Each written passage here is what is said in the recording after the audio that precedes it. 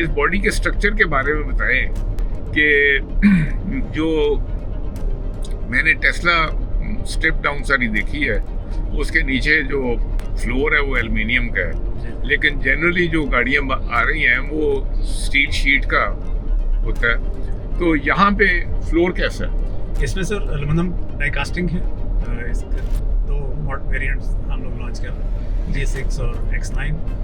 तो यहाँ तक भी है कि single platform aluminium die casted भी अवेलेबल है, जो कि ना सिर्फ टॉर्शनल स्ट्रेंथ बढ़ाता है, तो भाई 85% स्ट्रेंथ बढ़ जाती है जी, लेकिन इससे बढ़ के ये है कि वाइब्रेशन नहीं है, नंबर ऑफ कंपोनेंट्स नहीं है। ओवर द टाइम जब वो मुख्तलिफ रोड कंडीशंस में चलती है तो उसके अंदर जो मुख्तलिफ सस्पेंशन में या वजन डेवलप होने के चांसेस हैं वो कम है, क्रैश रेजिस्टेंस ज़्यादा हो जाती है।